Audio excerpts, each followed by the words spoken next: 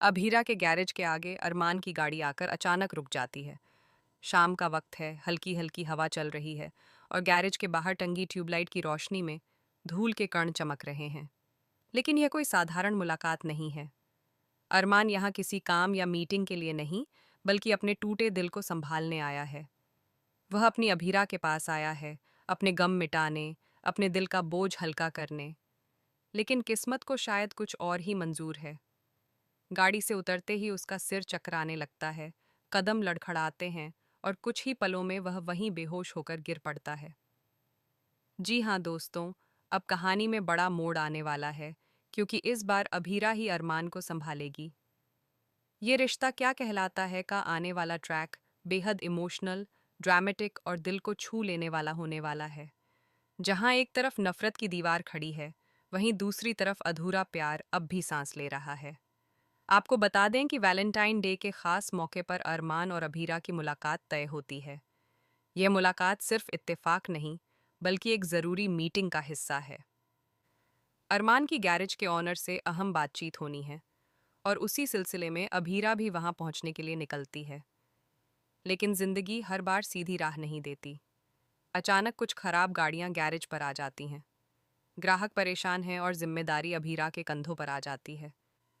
वह अपने काम के प्रति ईमानदार है, इसलिए सब कुछ छोड़कर गाड़ियों को ठीक करने में लग जाती है।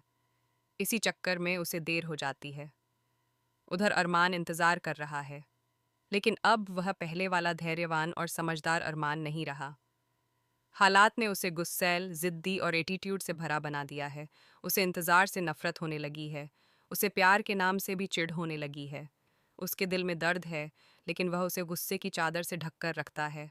जैसे जैसे वक्त बीतता है, उसका गुस्सा बढ़ता जाता है। आखिरकार जब दोनों आमने सामने आते हैं, तो माहौल में अजीब सी खामोशी छा जाती है। आंखें मिलती हैं, लेकिन उनमें अपनापन नहीं, सिर्फ सवाल और शिकायतें हैं।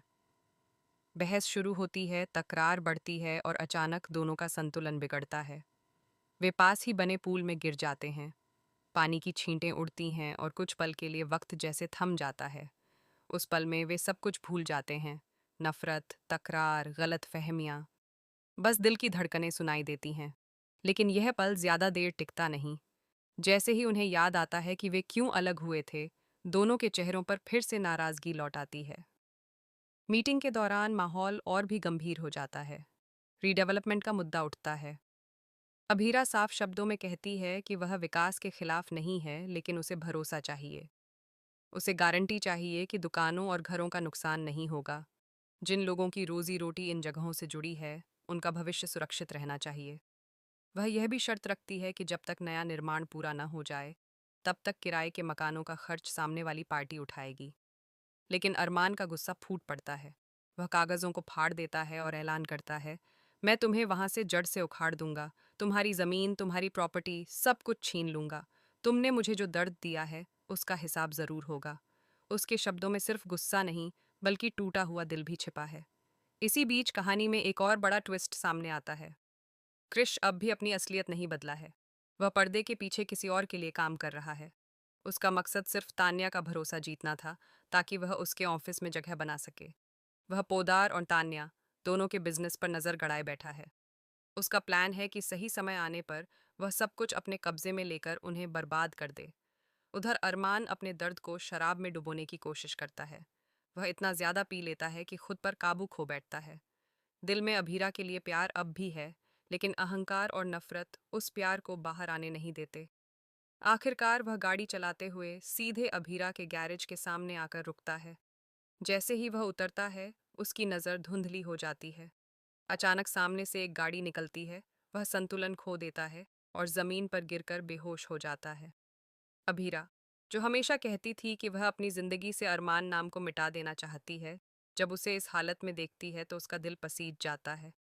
सारी शिकायतें, सारी कड़वाहट उस पल के लिए गायब हो जाती हैं। वह दौड़कर उसके पास पहुंचती है, उसे सहारा देती है और बड़ी मुश्किल से उठाकर अपने गैरेज के अंदर ले जाती है। वहीं से शुरू होते हैं कुछ बेहद भावुक पल। बेहोशी की हालत में अरमान अपने दिल की बात बड़बड़ाता है। कभी नफरत, कभी दर्द, कभी अधूरा प्यार। अभीरा की आंखों में आंसू हैं, लेकिन वह मजबूत बनने की कोशिश करती है। जैसे ही अरमान को होश आता है, वह फिर से अपने गुस्से का नकाब पहन लेता है, मानो कुछ हुआ ही ना हो। अब सवाल यह है, क्या इन दोनों के बीच सच में कभी सच्चा प्यार था? अगर था, तो क्या वह प्यार नफरत की इस दीवार को तोड़ पाएगा? क्या हालात इन्हें